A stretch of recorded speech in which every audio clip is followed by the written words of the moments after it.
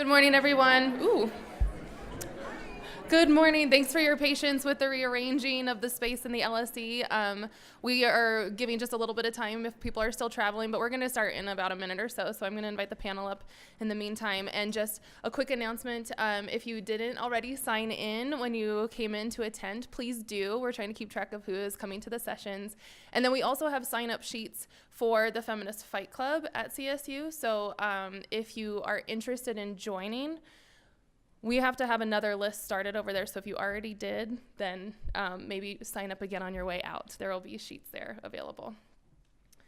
Everybody got really quiet, so maybe you want to start this thing? Yeah? Okay, great. Yeah, let's get going then. Thank you so much for being here. It's really exciting to have this opportunity to start off the Diversity Symposium with such an incredible panel talking about such an important topic. But before we get there, I'll introduce myself. I am Dr. Corey Wong. I serve as Assistant Vice President for Gender Equity in the Office of the Vice President for Diversity. And I'm also the Director of the Women in Gender Collaborative. And I want to acknowledge some deep appreciation for all the people who have made this possible, including the LSE staff with a quick turnaround for space as of technical difficulties last night that came up, and then all the staff in the Office of the Vice President for Diversity and our program coordinators in particular for helping to pull this together. And as well, all of the Feminist Fight Club members who have volunteered their time over the year to make this a possibility.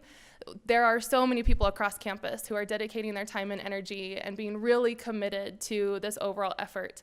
And a lot of their energy and activities are happening in the background that people can't see, but it's not possible without the many, many people across campus who have really poured themselves into seeing this become a successful endeavor.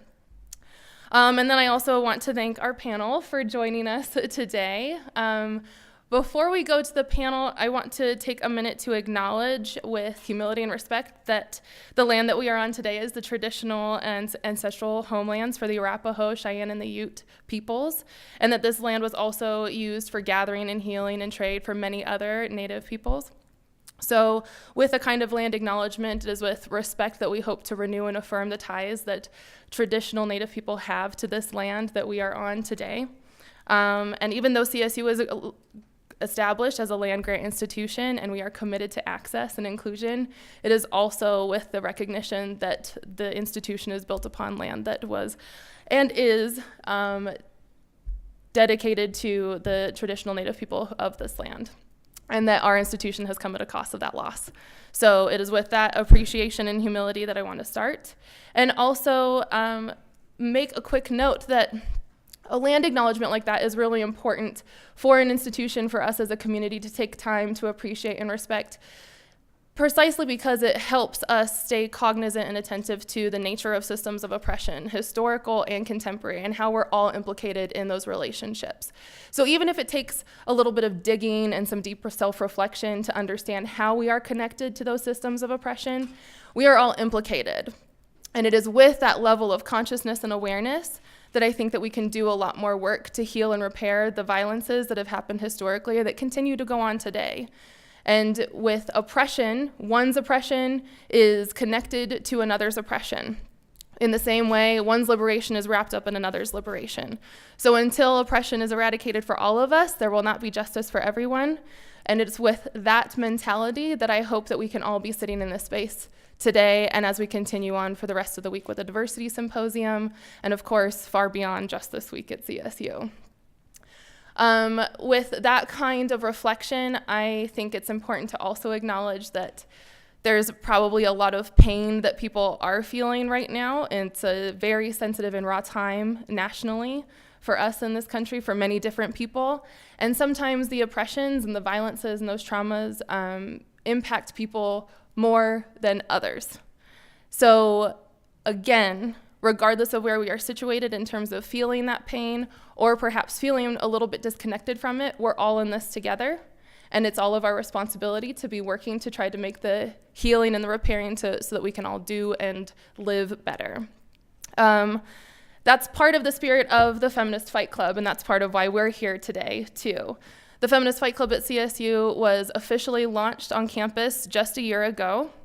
We took some time at the Diversity Symposium with a special campus visit from the author of the book, Feminist Fight Club, Jessica Bennett, to talk about what it looks like to create culture change within an institution.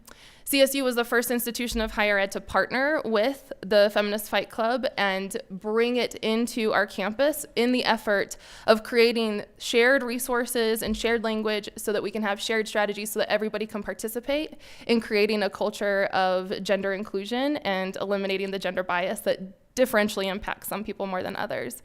But the great success of the year since our launch is something to commemorate. We've done a lot in the past year, including really emphasizing the need for intersectionality in the way that we talk about the Feminist Fight Club and how we show up to support one another. There are no perfect tools, and always there will be flaws in the resources that we use, but it's our responsibility to make sure that we are addressing those shortcomings to make what we bring to our campus as inclusive and appropriate for our community. So the Feminist Fight Club has done a lot of work to inform and educate ourselves and others about the need for intersectionality. We've created a supplemental reading guide that we encourage everyone to use if you're reading the book, so you can stay critical about how some of the moves maybe aren't appropriate for everyone, and then how you could also be using some strategies to support folks who maybe don't see themselves being represented most prominently. We've also continued with our monthly meetings and keep having great topics and discussions around ways that we can show up and support one another, particularly around key things like negotiations or evaluations, nominating each other, and then we've talked about inclusive language and sexual harassment as well. So if you are not yet a member of the Feminist Fight Club, know that there are really exciting conversations happening on a super regular basis that you can be joining us to learn and stay present in that conversation with a community of folks who are also committed to that cause. And the other thing that we've been doing is developing some quick and easy tip sheets so that if you're concerned or wondering, like, how can I show up and support other people? We have a whole bunch of them out on the table out front, that some are specifically dedicated to groups, like fight moves that are quick tips on how to support working parents, or actions that you can use in the classroom, whether you're a student or faculty, to support others and make sure everybody's voices are heard. And those two topics will be sessions later on this afternoon as well, if you want to learn more from the Fight Club members who are kind of leading those conversations today. We also have, within the Feminist Fight Club this year, we're focusing on some pretty key priorities, like engaging more men across campus so that men feel like they have a space to also go for support and community to continue the conversation and keep learning how they can be showing up. And we're building out the internal structure for more professional and development opportunities for FFC members. The key impetus behind the Feminist Fight Club is to really create spaces where we can model and foster the kind of inclusive culture that we hope to see. So we don't always get it right, and everybody can make mistakes, but the important thing about the Feminist Fight Club is that we hold ourselves accountable and make space to offer feedback and keep learning together. And that has been a really unique experience, so I'll just say myself that working with people in the Feminist Fight Club has been a joy. It's been highly functional to work with people who understand some of the pitfalls to be aware of that can be inadvertently exclusionary or silencing for folks. Maybe some of the microaggressions that people might inadvertently do just in passing without being very conscious of it. But also there's the equitable expectation of distribution of labor, and there's a volunteering of support, and it has just been wonderful to actually experience a culture where everybody who's part of it is really there for the same reasons, coming with the shared expectations that we're supporting each other, and things are different when you work in a group like that.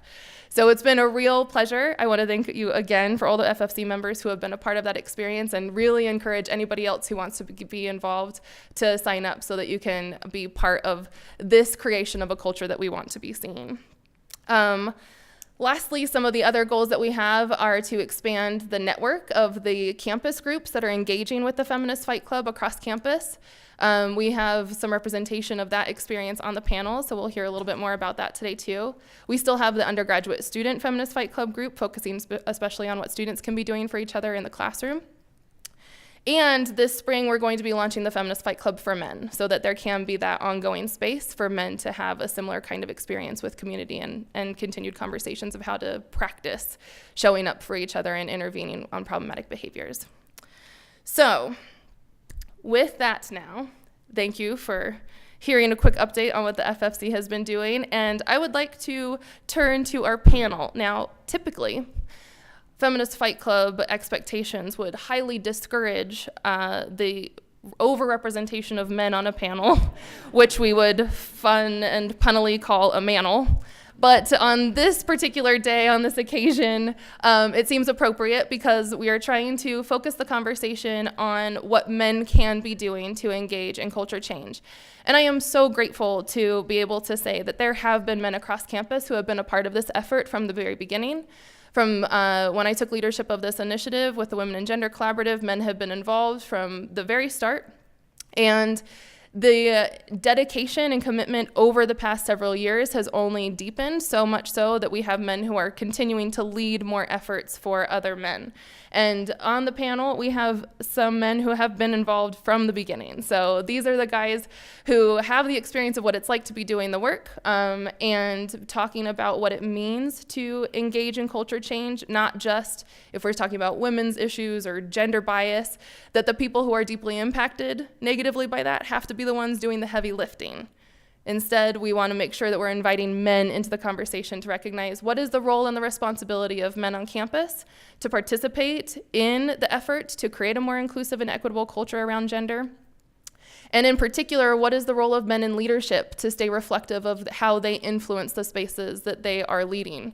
So that's one of the things about the Feminist Fight Club community and those campus groups. We know that there are unique cultures across campus in different departments and units. And that is a byproduct of the people who are a part of it and the leaders who are creating those little microcultures across campus.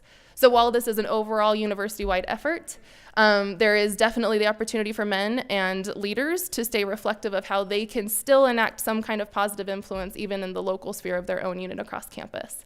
So I hope that we can situate the conversation on all of those levels within the university overall, and then what the potential is for us as a community and where we have our own sphere of influence, probably most directly within the units or offices or classrooms in which we are engaging with others. So now for the panel, I'm going to ask that everybody introduce themselves rather than me introducing them. So we can start with your microphones, make sure that they're turned on. Just with your name, where you are on campus, how you've been engaging with the Feminist Fight Club or the Women and Gender Collaboratives initiatives overall, and then any other introductory comments that you may or may not have at this point in time. So I guess I'll start. Good morning, everybody. My name is Herman Shelton. I currently serve as the Executive Director of the Access Center here on campus, which is situated in the Division of Enrollment and Access. I lead a suite of programs that are largely focused on creating educational access and opportunity for first-generation limited income and racially and ethnically diverse high school and middle school students to access higher education all across our state. Some of what I've been involved in with the work that Corey's been doing and leading, I was an initial participant in the Man Educate Yourself group. I worked with some amazing men like Carl and Lance Wright, Sean Jester, and Oscar Felix in developing and implementing that program. And then after that, I'm now currently working with Rob Patchett, who's also in the crowd, to start a FFC for men at CSU, largely in the vein of the FFC at CSU that Dr. Wong has led. And I think for me, what's been most important about this is that having gone through an experience like May, when we think about changing culture and engaging in opportunities to change culture, we're really needing to look at things that are sustained engagements. And so having gone through May and getting to the end of that and having conversations with the men that were doing that work and saying, what next? It's great to take somebody through a process of starting in a place and hopefully developing some skills to get to a specific place, and it's not done then. So creating a mechanism to allow continuous engagement to be sustained in this work is really, really important. The other thing that I think is really valuable about it is that doing something on this level, on a cultural level, it almost decentralizes the ability to engage in this work, which is really important. In an institution, you can have an institutional culture that will prevail almost everything that is contained within that institution. Having a charge from a leader of the institution to say, we want to get to this place, is a great access. Creating a mechanism, again, to really provide sustained engagement so that we can continue doing that work, so that we can invite men into as Corey mentioned, receive feedback, develop skills, and hold ourselves accountable outside of maybe our own supervisory structures or the resources that are available to us in our roles is a great way that we can take accountability for creating cultural change and engage everybody in that work, regardless of what level they're at in their position within the institution. So, I'm Tony Frank. I'm the president of Colorado State University and the chancellor of the CSU system. I think my role, at least the way I've perceived it, has been on maybe 3 levels. First, hopefully articulating that we're an institution that wants to really improve in this area. Secondly, putting people and programs in place that can help us get there, that give people a way to connect and some resources to help start that improvement process. Third, I hope to create an environment, hopefully partly by example, hopefully partly by shining a light on certain areas, hopefully partly by the use of the thing that the president has the most access to, which is, for lack of a better phrase, the bully pulpit, to say to people, get engaged here. This is something where we really want, we didn't just make a statement, we really want, as an organization, organically, to be improving, not just around, a few objective things where we can do statistical analyses and measure some change, but in the real, roll up your sleeves, get dirt under your fingernails work of working on cultural change. And then I'll add a 4th level that for me personally, I've wanted to improve in this space. I may talk a little bit more about that later on, but one of the outcomes of me phenomenally naively walking up to that podium and making a statement that I had no idea what sort of tendrils were attached to it about this being the best place in the country for women to work and learn. Honestly, I've had several moments where it's been very tempting to take what I would call the path where you'd say, all right, let's find a few things we can measure. Let's measure some improvement. Let's run up a flag and declare victory and retreat from the field of battle as rapidly as humanly possible. Because this is really, really hard. And I don't particularly know how to do it. And I'm proud that we didn't do that as an organization. I won't take much credit for that for myself because, as my dad used to say about me, there's a lot of quit in that boy. And I can easily see myself walking away from this. But there were some pretty inspirational people around, who prevented that from happening. And so as a result, I think we as an organization are now in that. We've rolled up our sleeves. We're in the hard, dirty work of dealing with cultural change. And for me personally, that also meant rolling up my sleeves and trying to get better at this and recognizing that there's a lot of ways that I have to improve as well. So it's been for me, not just on a positional authority level, but on a personal level as well. Good morning. My name is Carl. I am the Men's Programming and Violence Prevention Coordinator at the Women and Gender Advocacy Center. Pronouns he, him, and his. I identify as mixed. I'm Japanese and white, cis man, hetero, disabled, and other things. I'm also nervous, I guess. Let's see, for Men Educate Yourself, I was on the group, or with the group, with the group. That sort of built the initial curriculum, and then I facilitated 3 cohorts, for better or for worse. And I would say like the curriculum was guided also by Dr. Wong and Monica Rivera. She's the director of the Women and Gender Advocacy Center, so I think it's important to mention the influences that we had in building the curriculum. I think the only thing that I really want to say at this point is I think it's important to acknowledge, for me at least, that everything that I know about gender, about myself, has really come from the stories and the readings and the pain off the backs of women in my life, but maybe particularly women of color. And so I don't feel like we are doing anything new here. It's mostly sort of a reiteration of things that have already been said and done. And I think that's really important to acknowledge in this conversation. Good morning. My name is Tom Biedscheid. I'm the Director of Financial Aid here at CSU, and pronouns are he, him, his. And I want to start out with just mentioning, so we've implemented Feminist Fight Club as a department in the Office of Financial Aid. I think that's my role here today, one of the roles. But I started out personally participating in the Man Educate Yourself program with Herman and Carl. Put those two together. Yeah, right.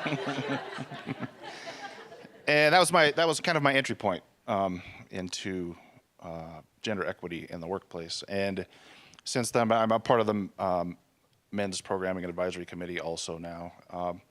But I want to speak particularly to the men in the Office of Financial Aid and to the department as a whole. You know, we didn't have raging sexual harassment, sexism issues going on in the Office of Financial Aid. Need to make that clear. But the reason we went down this path, as a leadership team several months ago, we were up at the Mountain campus working on our goals and some defining objectives for the coming year. And we've done a lot of work around becoming student ready. That's been a real focus in the Office of Financial Aid. But it also became really clear that something we were missing was better supporting one another.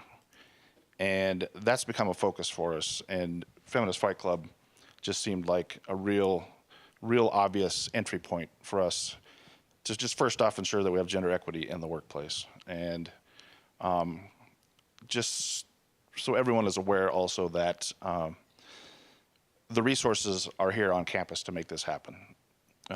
With Corey's work, Tony's commitment, everything's in place to make this work and happen, and I can speak to that. So I'm hoping to focus there today.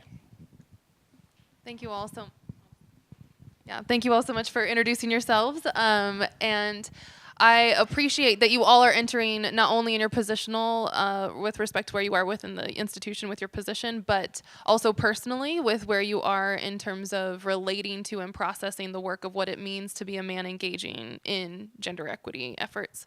So to start, I think I would like to begin with some appreciation for maybe a shared feeling that a lot of people have, which is I'll assume that we can look around us and think, oh my goodness, there are a lot of problems and a lot of issues, particularly around gender and bias against women, bias against trans and non-binary folks. And when you're coming from a position of privilege where gender hasn't been something that has negatively impacted you personally, it might feel like there is a lot to learn, or I don't know where to begin, or how am I supposed to engage if what I'm being told is that my very presence is actually one that causes harm. So I'm curious for you all, when you think about what it means to enter into doing gender equity work as a man, what sort of things have you learned are important for people to start out in terms of where they're beginning with assumptions or predispositions or motivations? Like, what does it take to begin engaging in this work? For men? For men, yes. Can I go first? All right. So, assumptions, disposition, motivation, and preparation. Like, literally, I don't think it matters. Like, you can start yesterday for any of this kind of thing. And I think it's an excuse to shy away from, for men at least, to do some level of interaction or checking in or challenging of other men, to think that they're not ready. Like, that's really selfish. Actually, that's like deeply sexist. And so I think in terms of the answer to your question, and I hope I don't steal the thunder from everyone else, but like, there's a sense of urgency, I think, in this work where we can't afford to wait for men to be ready to have the right disposition to do this work. And so it's time to just kind of put some of that aside and push yourself a little bit, because like, when I frame this to my students, my male students, my students who identify as men, we in our little circle say that this is hard work, but we also don't face a daily obstacle course of sexism and patriarchy and racism. Well, some of them. And so to say that it's hard for men to like say, hey, bro, maybe you shouldn't do that, it's hard in our own way, but it's not like there's a spectrum of that. And so I do think it's time to like, for a lot of men at least, especially men who like believe themselves to be good men, to really kind of push themselves to be better than just I'm a good guy. I'm done. I mean, I think I would just echo some of those comments. I don't know that I can express this probably as effectively as you would, but there's a balance to this stuff, right? There's somehow we have to push past, okay, I have good intentions, fair enough, but how do we get better at this? How do we push past, we were talking about this before we came up, within certain groups, a fear of saying the wrong thing or putting the wrong foot forward and getting to a spot of, that's got to be less important to me than engaging in this work and getting better. How do we push past sort of a superficial sense of accomplishment and get into the deeper, harder work of really affecting cultural change? In a nutshell, perhaps, how do we change the culture so that the men on this campus that aren't here would want to be here and would want to be in this room and would feel comfortable engaging in a conversation, understanding that despite their intentions and background and whether they're ready or not ready, the time is now, and how do they improve, and how do they, in doing so, help improve the culture for all of us? How do we find a way that we're all working together around this? Thank you. I will chime in and say that with the concern that people might have of not feeling ready or recognizing there's a lot to learn in order to do this work well, there's always a lot more to learn continuously. Everyone should be learning. That's not just for men, but that's anyone who's trying to do social justice work. That we have been socialized in cultures that have taught us a lot of really bad things. So there's a lot of unlearning, and then there's a lot of learning that needs to be happening.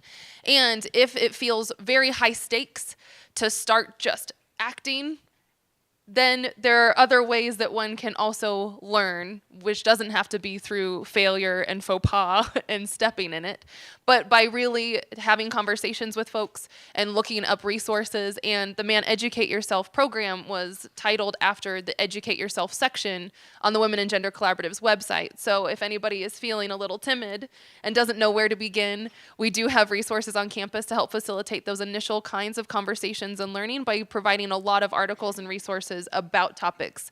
And some of those can be filtered in terms of resources for men or understanding privilege, gender in the workplace, and those kinds of things too. So little plug for other ways to get involved.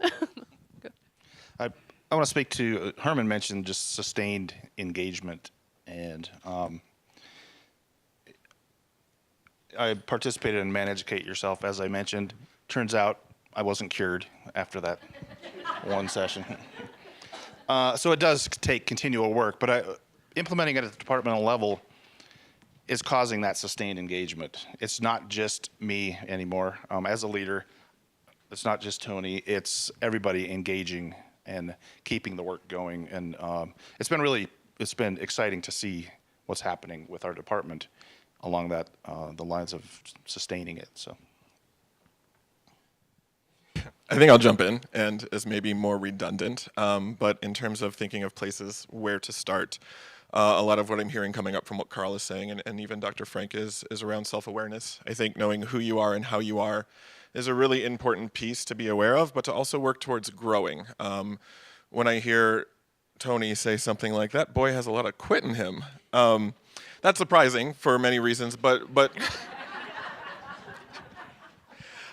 what I can also hear underpinning something like that in terms of a statement is a lot of privilege. And the privilege to not have to learn, to not have to act, to not have to feel inclined to understand that our work is deeply connected to creating gender equity for all peoples. And so there is that element where when we have institutional leadership making a very bold statement that CSU should be the best place for women to learn and work, I think what we all need is just a recognition of where we're at, because that statement has been made to guide our institutional values. And so a really great question to ask ourselves is, do I know how to do that? And the answer is no. And so that has a requisite. I have to educate myself, I have to access the resources that are available to me, and I need to do this work, as Tom said, in community with others to really help me develop those lenses so that I can be effective in the roles of working towards creating justice. And I think with self-awareness, like, I like to say that self-reflection is an action.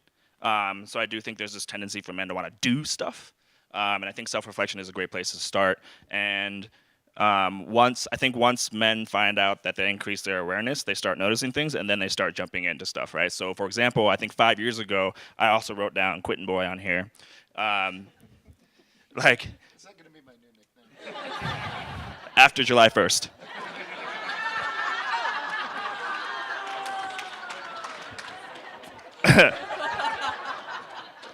That's right, I read it. So 5 years ago, using that as a joke wouldn't have fazed me. But has anyone stopped to ask you, how did that really impact who you are as a man, and actually care about the fact that your dad said that there's a lot of quit in you? That small amount of connection, and maybe we can talk about it later, but no. It can be hard to, because that's vulnerable on my part, it can be really hard to take some of those smaller steps with other men to make that kind of connection, and maybe particularly in a professional realm. But to me, we're talking about big picture stuff like culture change, but the changes happen in a minutia, in a very small level, and something like that is part of that change. So it can feel insignificant maybe, but I think that all of those mini actions from men across campus will help to create that culture change. That's what culture is, right? Every second, everything that we say impacts culture. And so I might send you an email. There's a lot in all of this, and so I'm going to keep going with the theme of self-reflection and learning and growth, and ask the panel if there have been any particular takeaways or important moments where there was growth and learning on your part as an individual. And one of the things that I'm hearing from your comments, Carl, too, is that perhaps one of those important takeaways would be that if we're doing gender equity work to change a culture, that isn't just putting attention on the way that women and non-binary or trans folks are being mistreated in the current culture, but also how the culture around gender negatively impacts men, and that is something that maybe a lot of people are not putting a lot of attention into, learning the impacts of that as well as part of a necessary element of the culture change. So would you all like to chime in on any personal moments of growth or learning that you have experienced?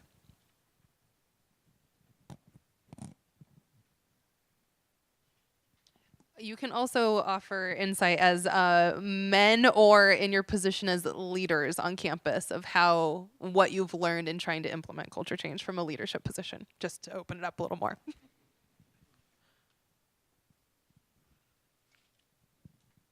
I can go ahead. All right.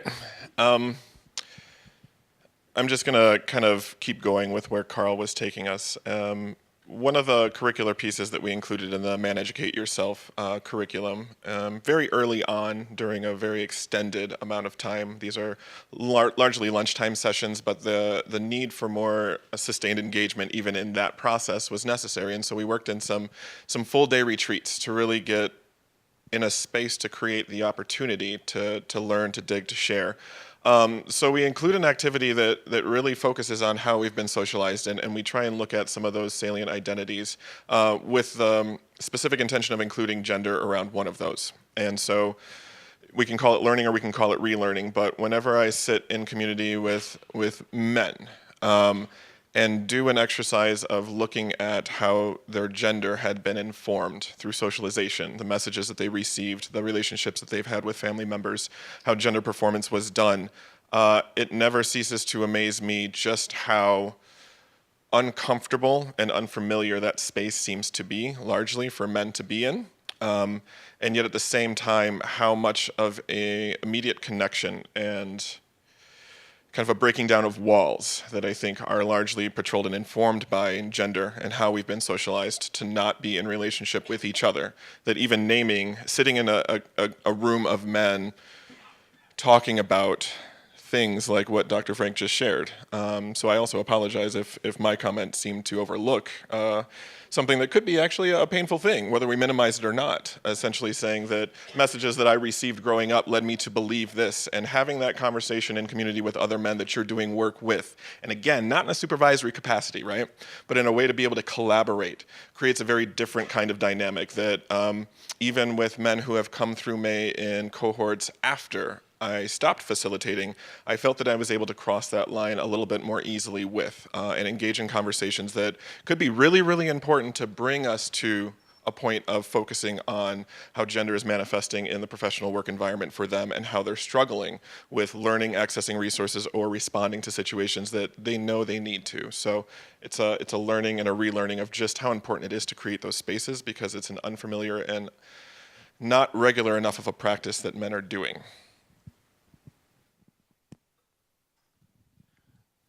I suppose for me,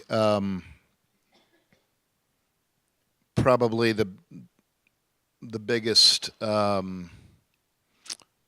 don't know, it's an overused phrase, but aha moment of realization of something was probably in the like 7th to 12th month after making that announcement that this was going to be the best place for women to work and learn. And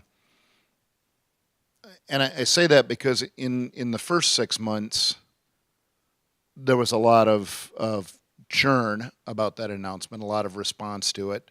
That didn't particularly surprise me. That's part of at least what I hope for when I walk up to a podium and make what I hope will be a provocative statement that will push the institution. But after that first 6 months, when we got into a period where, at least for me, my eyes were more open to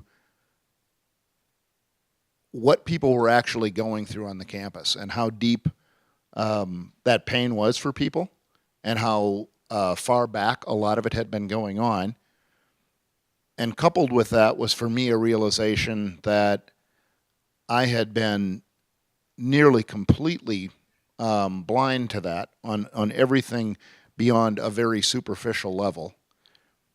And following that was the observation that if that's true for me on this issue of gender, where else is that true for me? Where else is my privilege creating blind spots that I'm not capable of seeing into unless I somehow work to adapt my vision and be able to see into spots that the light of my privilege is blinding me to? That was, I think, for me personally, and then I tried to apply it to the position that I hold, an important period of observation. And then what do you do with that from that point? Where do you go from that, and how do you put that observation then into action? I think when I first entered the work, it was after the moment that I actually sat and thought about gender equity in the workplace, realizing at the age of 53 that I never did. I never had to think that, ever. And that really defined my privilege in the workplace. And as I started to think about now 54 years of society, media, the family structure of college football, I played hockey, decades in the ranching world, just how ingrained these things were in me along these lines. And And it's, I think about it, my relation to it was, we used to build a lot of rangeland fences back in the day, and miles and miles of fences. And when you dig a hole, you put a post in, and then you start putting the dirt back in and you tamp it. And I spent days, weeks, months tamping. And that's what I feel like has happened with me in this realm over the last 54 years. It has just been tamped into my brain to the point where I wasn't sure how to start unpacking it. And it was really the Man Educate Yourself program where, started to break those things down and to be able to look more critically just internally at the things that I had to change. And that's kind of where I entered the space. I don't think we have time for all the mistakes I've made as a man. I do know that because of my role as a men's programming coordinator in the Women and Gender Advocacy Center, my process of creating my own healthy masculinities was intimately tied to the work, because I can't be telling men what to do without actually doing it myself. And so one of the most critical processes that I had to go through was to be able to receive feedback in a way that was not scary. And I think that can be difficult to do, initially at least, because sometimes when people are trying to tell you, like, hey, you kind of screwed up here and I would like you to not do it again, it can be like, wait, that's an attack on me as a man. And I think that hill was the hardest for me to surmount. And I'm just lucky and privileged to have so many women who are patient with me. But I also don't want to minimize the impact that a lot of men in my life have had to continue to engage with me and continue to push me to think differently about my own cisgenderness. And so, yeah, I think that's probably where I'm at. There's a lot of themes here about being in community and either learning detrimental messages and lessons about gender that can be damned in your brain over years and years and years. And then also the importance of learning and unlearning or relearning different types of things around gender and how that is showing up in your own life, and then how that influences how you show up and impact other people's lives. So I feel like what is coming up for me now is a question of something around the theme of community, men engaging with other men around these issues, providing feedback and offering feedback in a way that's not scary. And yet, what does accountability look like, particularly if there are pushbacks or elements of resistance or dissonance from men? So this is a very complicated question I'm posing right now. We can tease it apart. There are multiple threads.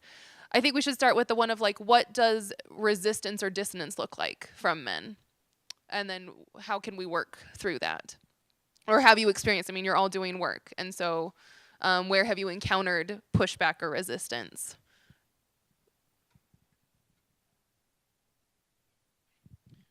I'll start. I mean, I think the most common form of resistance in any large organization is passive resistance. Is it even consciously acknowledged? There's a whole set of discussions I think we could have about that. Do we lean into the things that make us uncomfortable, or do we find ways to focus on things where we have a greater comfort level? Are our rewards and incentive structures aligned in the right way, or do we give people excuses to say, well, yeah, I'd spend more time on that, but I need to focus on these other priorities. And then on a conscious level, if for the people for whom it will be conscious, how long will the institution stick with this? I'm particularly, in light of my email yesterday, cognizant of what I'm about to say. I mean, yeah, this president's into that, but there'll be another president at some point. Will they be into that as well? Everybody's busy. If I just sort of keep my head down and am able to not be identified as a problem area, I don't really have to engage this. I think that is probably the most common, most pervasive, and most difficult form of resistance to cultural change that we'll have to deal with as an organization. I think it is easy to hide behind the work that we have to do. And I think about that in terms of the Office of Financial Aid. We transactionally, we do a lot of work. About a third of the institution's budget flows through our system annually, and all the things that go with that. There's a lot going on. That's the question I get a lot of times is, how do you find time to do this kind of work? And so I see resistance from other leaders on campus around those lines. When the fact of the matter is, we had our absolute best fall start ever last year. This year, again, better than last year. We dispersed over $11 million more dollars to students on the first day, to over 1,200 more students than we ever have in history. And we're elevating the work with this kind of attention. So I'll chime in real quick with that to say, what the question of we don't have time, or we have other work to be doing, or this doesn't fit into our usual job responsibilities, whether you're in leadership or as an employee taking direction from leadership in a unit, I think what you're highlighting, Tom, is that you do your usual operations of an office or the tasks that are part of your responsibility to serve the institution, and yet you can do those very tasks differently with inclusion and equity in mind. And when inclusion and equity are at the forefront of how we practice our process, how we engage with each other as community members on campus, and how we interface with the people that we are serving, whether that's students or families or any other part of where we interact with folks. There are always opportunities in every single one of those interactions to keep equity and inclusion at the forefront, and then let that shape how we do that work. So it's not so much an add-on of we don't have time, but how can we incorporate it into the things that we are asked to do with our usual responsibilities, as a way to kind of push back to on the passive resistance that Dr. Frank is mentioning.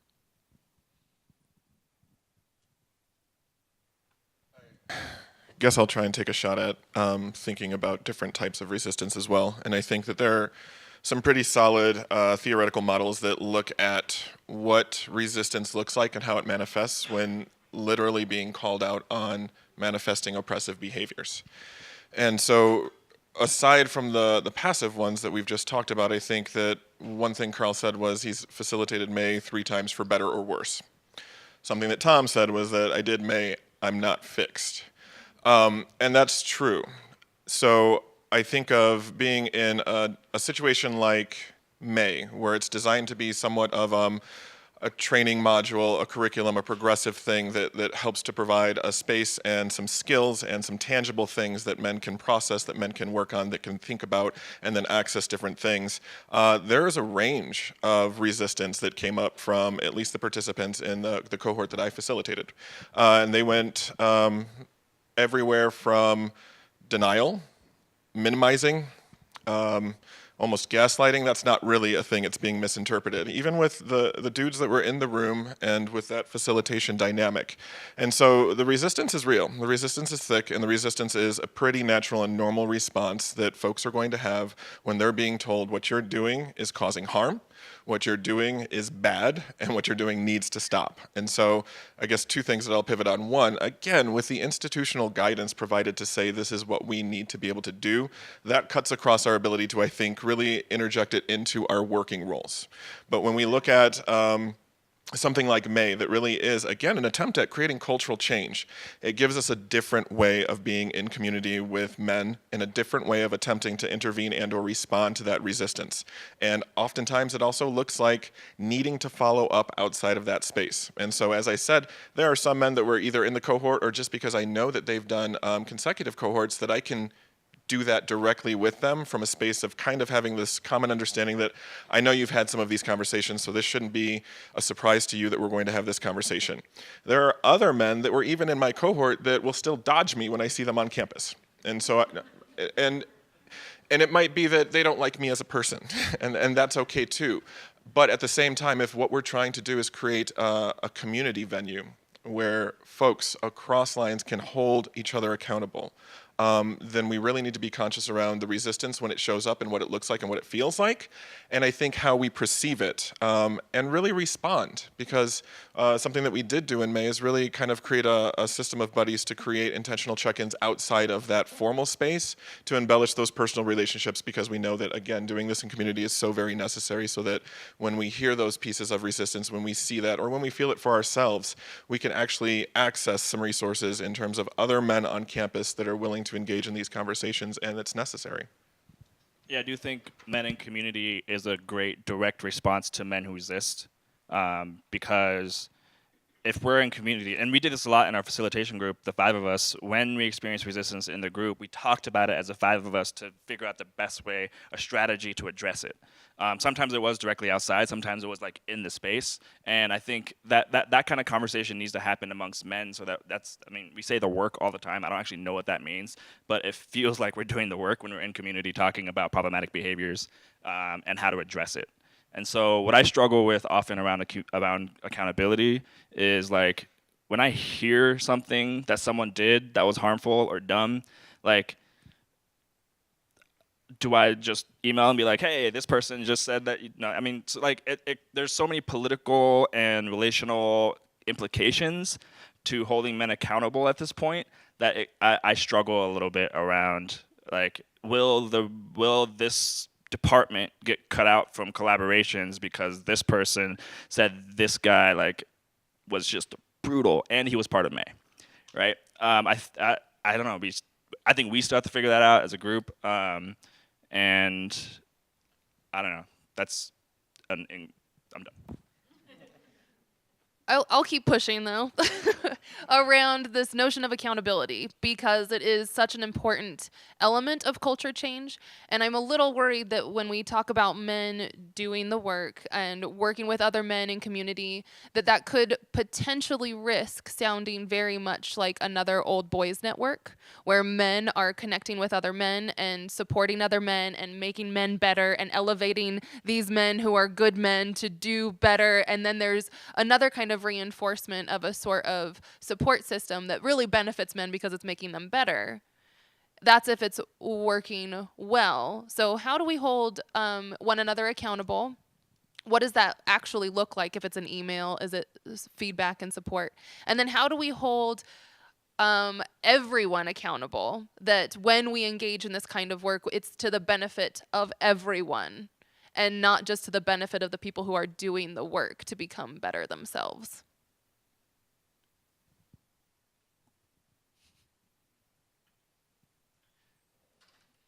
What? What does accountability look like? I don't have it, but I'll speak to that maybe a little bit. When I think about man educate yourself, it is important that it's only men in the room, I think, in that space, and to begin the education process. And it's interesting, though, when you actually implement something like Feminist Fight Club in a department, in an office, where it's men and women in the same room. And it's definitely a place where accountability, I think, elevates significantly if you're doing it right, and taking it really seriously. Because the very just engaging women and men together in this work is a way to sustain it. And I think it's important to keep the space for men, but I'm also concerned about, in that space at times, there may be men just checking the box, going through May, checking the box, done it, I'm good now. But again, it's in this, in community and actually in the department level, with both men and women in the room, where I think we can really elevate accountability. Yeah, I do think the idea that May is the first step. It's not a class, right? It's an orientation, and so I think it takes a community to hold people accountable. Like, I do worry that people think that men coming out of May think they're finished products, and so when someone out of May, like, screws up somehow, or perpetuates Feminist Fight Club behavior, that then we're not allowed to actually say something because he should know better. I feel like you should feel more comfortable saying something to that person. Potentially, I know there's power dynamics and race dynamics and all that kind of stuff, but I'm hoping the attitude for May graduates, the accountability should be easier if we have done our jobs well. And I know we failed on a couple of accounts for some men. And so, for me, accountability is also then like when there's an ask to connect with a May graduate or not graduate, a May person dude that went through it or is oriented. I do feel like it's a responsibility of maybe particularly the facilitation staff to have that follow-up. And then other times we would like ask the buddy, what do we call them? Foundation buddies? The people that Herman talked about earlier that connected outside of the space, we asked them to do it, right? So there were ways that we navigated around, like, at the very least, the conversation needs to happen. Otherwise, like, what's the point? Yeah. Thank you. I'm going to jump in just to keep redirecting the question a little bit more to, can you offer what concrete examples of accountability looks like then? Like Carl, you had mentioned that if you hear something, then you send an email to someone and you hope that their participation in the Man Educate Yourself program would open them up to hearing that feedback. But I'm getting concerned that there's so much attention being put on the Man Educate Yourself program that seems like it's one of the only ways that we can have men being held accountable to being a participant in the gender equity work on campus. And that's not true. It can't be true because there's not enough space for every man on this campus to go through a cohort of Man Educate Yourself. So the question I think can be rephrased of, so for the people who are not able to participate in Man Educate Yourself, or who maybe aren't going to be able to join the Feminist Fight Club for men to continue the conversation on concrete practices of what that looks like, what does accountability look like? Is it an email? Is it a conversation? Is it some kind of action? Can we get concrete examples of what it means to hold one another or oneself accountable to do better? I'm happy to try. And I think that this is a complicated conversation because, again, we're talking about accountability, and I could do a lot to talk about how I can hold people accountable in my role as a supervisor within my organization. And so when something happens that has overtones of oppression or privilege or creating a harmful environment, then I can do things very, very directly. So even though I touted changing culture on that cultural level as being a great way to decentralize the process and create opportunities, it has that other side of it, which is preventative in nature from being able to do that with great direction and guidance. And so I think I lean back on what we create through that process in terms of the community and the relationships. And so tangible examples that I can give you are that having gone through May with Tom is not an employee of mine.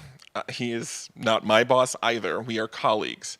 But if we sit on a leadership team together and we have a meeting and something that is said that is sexist or misogynistic, not by Tom, but by anybody at the table, then accountability for me looks like having a conversation with Tom after that and saying, what happened there? And to a certain degree, why didn't you show up? Because we've also talked about my role as a man of color, feeling that I do a lot of the naming of dynamics in that room and somewhat hold that in a way where, as the only man of color in the room, it can be a difficult thing. Yet at the same time, not letting it pass and saying, what happened? What was the follow-up? Why was it lacking? And what do we need to do now? Is literally created because of the comfortability that I have to be able to have that conversation and know that Tom is not going to do any of those resistive behaviors of denying my experience, of saying that that's not an important thing, or that whatever the case may be, in a way that would alienate me from trying to take that approach again. It's more difficult when I've had the interactions with dudes that did May that were consistently showing up with resistance and consistently not hearing the different attempts from multiple perspectives to say, what you're saying right now is wrong. And I really appreciated Carl's facilitation style in those spaces, because I think it's great to take multiple approaches, and yet there's a need for pushing for deeper reflection and more accountability, and yet there isn't necessarily anything that provides a direct amount of support when I might be saying this to a dean or an associate dean, and exactly the things that we talked about. How could this jeopardize the ability to collaborate with this department, or will there be professional ramifications from doing this type of intervention, if you want to call it that? And so I think that it's difficult, but the ways that it seemingly has worked for me in my experience is where there is a relationship, where there is a cultivation of an openness to understanding that in community, we have to hold each other accountable. So the difference between starting a feminist fight club for men at CSU and Men Educate Yourself is that there should be far more individuals in the room to have those conversations, to support people that are wanting to hold people accountable, because we can't do it on our own. And so I think that, it's been difficult.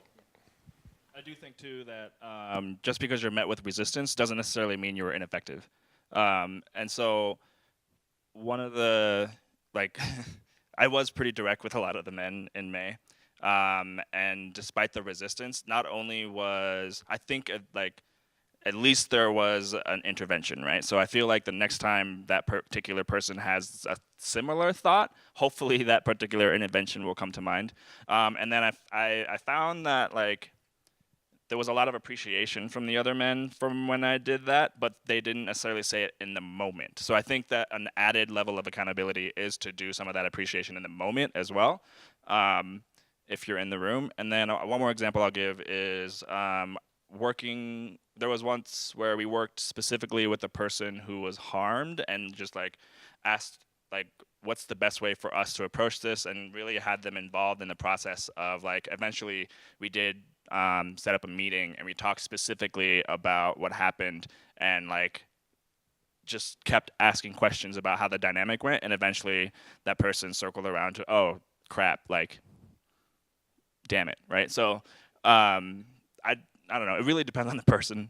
I think some people respond differently to different stuff, and then part of the process is figuring out what works best. One of the things that I've been struggling with thinking through, and I'm not sure how to express this in the most succinct way, so let me try it this way. Picture two comparable scenarios where someone exhibits a behavior in at least a somewhat public setting that draws attention, or the story of it spreads across campus or whatnot. And we can all think of examples like this. There have been examples from the Fall Forum. There have been examples from other college or departmental interactions across a campus. So there's this, to some level, across the university body corporate, there's this understanding that this event occurred. Now, in these two scenarios, picture appropriate follow-up afterwards, whatever that appropriate follow-up looks like, but some sort of accountability with the individual saying, hey, here's why your action was harmful to other people. Let's talk about some strategies around that. Let's learn from that. In one of those scenarios, the person comes to that moment that Carl just described and says, oh, got it. In the other scenario, the person doesn't. They continue to be resistant around it, and within the structure of how we're dealing, how Herman would be dealing as a supervisor with somebody in his unit, how a department chair would be working with someone within their unit. There's going to have to be ongoing efforts and work around that activity. But to the eye of the university body corporate, both those ended the same way. The event occurred, and then nothing happened. Two completely different outcomes, but observationally, they're identical. And I have been unable, at least to this point in my thinking, to figure out how to deal with that, because I can tell you, and I don't mean to minimize this, but to use rhetoric to take it to a stark example, we're not going to put a website up that's going to list behaviors and outcomes. I can't conceive of that being a healthy public way of going around this. So how do we, I have not figured out yet how we attain or how we balance accountability to the body corporate and provide space and privacy for people to reflect and learn and change their behaviors. And I'm still struggling with that. In the interest You're of not the time- only one who can pack a lot into a question. Oh yeah. Well, so I'm gonna try to tie up a couple loose ends real fast, because so far in this conversation around accountability, I'm hearing so many different mentions of holding people accountable, and that can look like sending an email or having a follow-up conversation or naming a behavior and being like, hey, you did that and that hurts people. And there's not a lot of emphasis on what examples look like for holding ourselves accountable to the harm that we might be causing, which also I think means that when we talk about accountability, we talk about putting attention on the perpetrator of the harm and not being accountable to addressing the harm caused and the people who are experiencing that harm. Because there hasn't yet been a mention of, if you get feedback, oh, you might be resistant, deny, deflect, resist, whatever, but where is there a measure of accountability to say, oh my goodness, wow, have a moment of empathy, say, that sucks that I did that, and actually apologize or somehow follow up with the people who were harmed. That so much of our accountability is holding the harm makers accountable, but not actually addressing the impact of what they have done. And that seems to be another version of what accountability could look like, is responding to the needs of those who are harmed so that it actually looks like there is some follow-up rather than just publicizing these are all the people who made mistakes and really did some terrible things that hurt people. But in order to do that, what I'm also hearing is that there are several needs in order to make a culture where that is a space that people can function with that degree of accountability and personal accountability and follow up in the form of feedback and apologies. In the comments that were just previously shared, there was a mention of having comfort to do so, to have that conversation. And that might be dependent on making sure we have relationships with people where we have the ability to engage in a kind of conversation with one another on that level. There was also a mention of power dynamics and recognizing that that can get in the way of having that space for comfort or openness around offering feedback and having that kind of reflection. So I'll turn it to the panel for one last question, but I want the audience to know that I want to try to save a little bit of space for some Q&A, so this will be the last question from me, and then we do have a microphone if you have a question that you would like to ask. But so my question for you all to wrap up our session in this moment will be, what are our needs as a university to move forward? What sort of support and things do we need to have in place in order to continue to move this in the right direction as a sustained effort? I'll speak to the departmental implementation of Feminist Fight Club and our work on gender equity. Right now, as far as I know, we are the only department on campus actually doing it as a department. And what I need is somebody else to step up, and I hope to hear from somebody today who wants to talk about the process by which you do implement this work in your department. And that's just a personal need for me.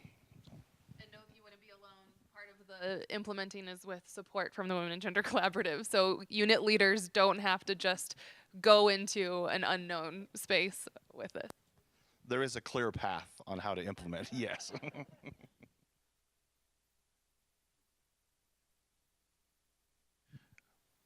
Well, I'll say from an institutional perspective, I think we have a lot going on in this space. You can argue, and people do, in a constructive way, whether it's organized in the best possible way or not. But we're bringing more resources toward these issues. The expansion of the Vice President for Diversity's office, trying to delineate more clearly the role of the 3 presidential commissions we have, which function, my words, my way of thinking about it, as sort of an institutional conscience set up by the president, but not really reportable to the president, raising in a public manner sort of an assessment of where we're at for an institution. We have the traditional action arms, if you will, of the university embedded in sort of the human resource framework, the hierarchy of different divisions and colleges and departments and units within the university. And we'll be launching over the next year President's Council on Climate and Culture. Blanche Hughes and Sue James have agreed to serve as co-vice chairs on that. I'll be the chair of that. Writ broadly, the goal of that council is accountability. Now, having said that, probably one of the first things on our agenda is going to be exactly this discussion. How do we most appropriately define accountability in a way that's meaningful for the institution? But at a minimum, what I'm after with that is a sense that the institution is continuing to examine these issues broadly, and that there is a body on campus that will take responsibility for assessing not just quantitative pieces, but qualitative pieces, and being available for two-way communication with the rest of the campus.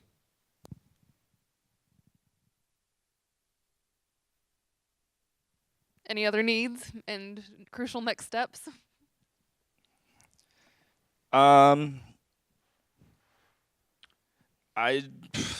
argued for a while now that I think white men in particular get into gender work because it's easier than anti-racist work.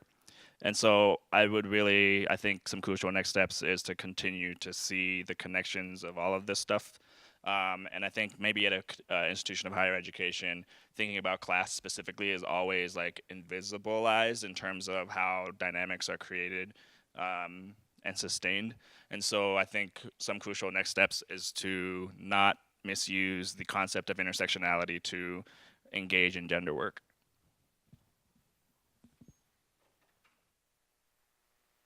Something that I can add to this, and taking it back just a little bit, is that I do apologize that when I fielded the last question, I was focused more on the framing of how do we hold people accountable.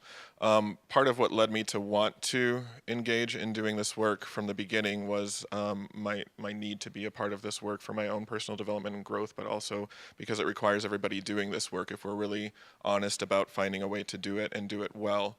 That meant for me that over the course of facilitating May, that gender was very much a salient lens for me, and that I was able to continuously learn and use present examples of how I was messing up. And holding myself accountable looked a lot exactly like what you talked about. I was able to recognize behaviors in the moment and apologize and hold myself accountable for them in public, whether it was something like somebody who asked me how I was doing and just unloading a lot of emotional stuff onto them and saying, wait a minute, that is not something that I need to do to you, and I'm very sorry for that. Whether it was excluding the accomplishments and contributions of women during presentations to a college department and understanding it and recognizing it and feeling mortified that I did it and saying sorry, and then also telling the group that I failed to mention this, and this is really, really important. Or when I think about it as a supervisor and in a meeting with a committee of mixed folks from our organization, a sexist and misogynistic comment being made, and the decision that I made to address it with the person who said it outside of the meeting, for a couple different reasons, to try and embellish with them the conversation as to why that wasn't okay and what needed to be done to hold ourselves accountable for that occurrence.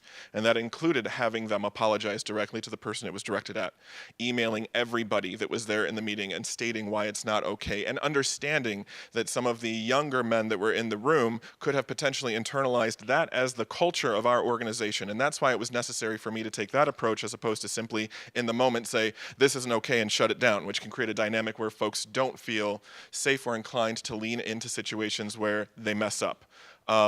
And I think what I've been articulating is that having that support outside of a parameter where I have the professional auspice to do that is difficult. So the actual creation of the Feminist Fight Club for men at CSU, in the vein of what you've done with the Feminist Fight Club, is to create a network of individuals to hold each other accountable, to have these conversations, to share from our experiences so that folks can begin creating cultural change wherever they are in the institution by leveraging the stories, the resources, and the practices that other folks are doing. Because until we have, I think, the other piece that would probably be really good to have is another institutional leader who's going to support this work, prioritize it, and resource it well so that it can continue to happen, and as you said, not simply go away because it wasn't what that person's priority was going to be.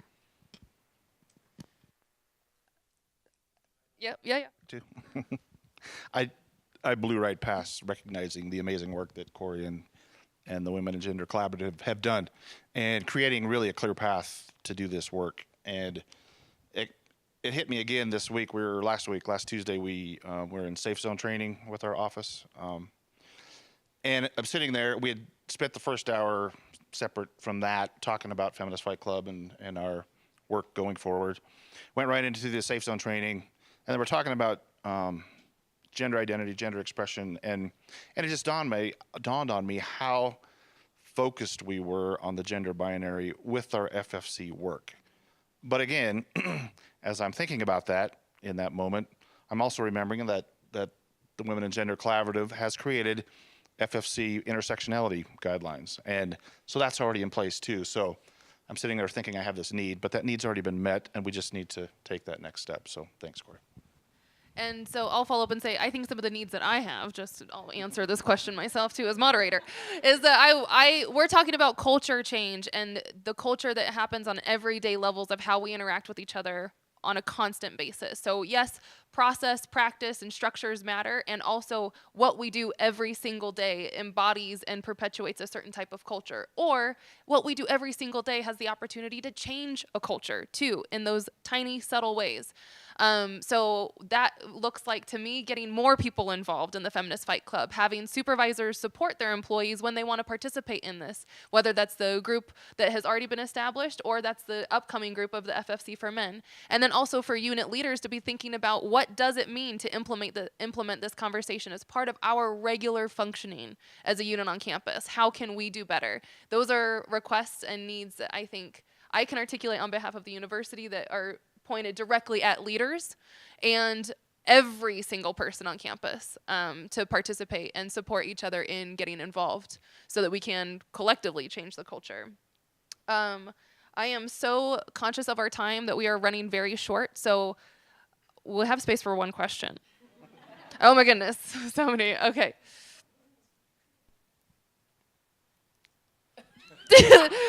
That Just looks save really the time of confident. travel, yeah. Okay, good. Okay, so my question will be quick because I think your analogy of tampering things down, if I think about untampering, whatever the opposite of that is, pulling that out, it seems destabilizing to me. And I think that that's one of the ways that we frame power, is that if you pull that stuff out, that it'll be that you lose it all and you lose. It's like a zero-sum game. So what has it cost you all as men to untamper your stuff? Is that right? Okay. Does that make sense? Like, what is it costing you all to address and challenge the messages and socialization that you've had around maleness and masculinity and all that?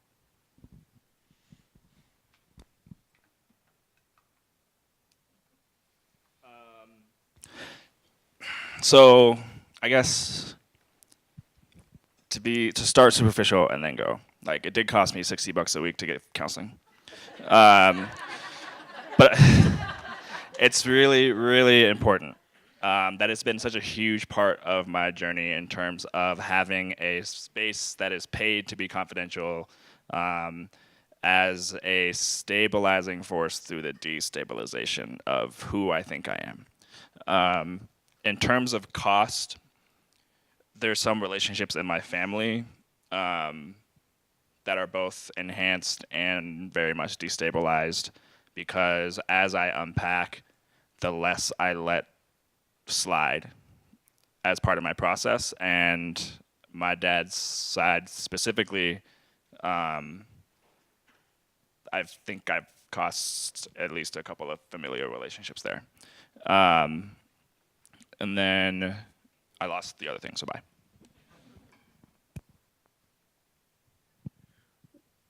I think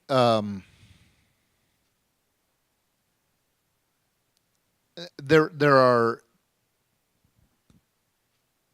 the more public we are about these things, the more we intersect with all aspects of the bell-shaped curve that's out there on any issue or topic or set of topics in society. And so you run across, at least I have run across, people that become familiar with the work we're doing. And yeah, there's overt stuff, you know, you'll get an angry email back, you know, why do you hate being a white guy? And there's so many ways to go with that, you know, and you get, the more subtle one and the more common one will be from a lot of people that I interact with through my role who raise the issue as in, we're sorry that you have to deal with this overly PC climate and topic. And you've got a couple of ways you can go with that. I mean, one is to take the path of almost least resistance and agree, yeah, it's a challenging time, but we'll work through things, you know, and sort of affirm their underlying, if not overtly stated, principle that this thing that's going on is pretty screwed up, right? Which I interpret as their perception that the current power structure is being challenged.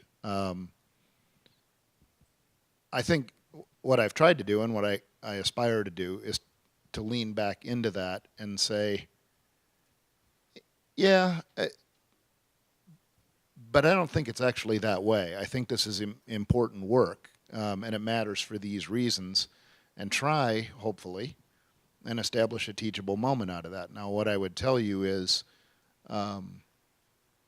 about half of those go on, in my experience, about half of those go on to longer conversations or dialogues that continue over time. And about half of them get a fairly polite nod, and I assume that I have been moved into some category in that person's thinking. And I'm all right with that.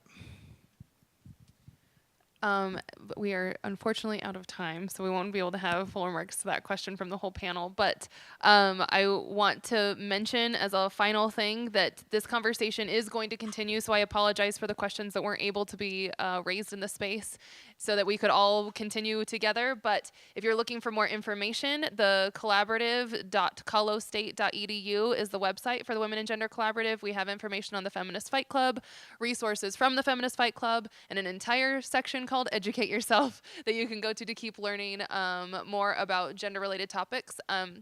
Please grab an evaluation on the way out so that we can get your feedback on how this went. Thank you again to everybody from the LSE staff, the VPD office, Feminist Fight Club, and thank you, panel, for joining us in this conversation.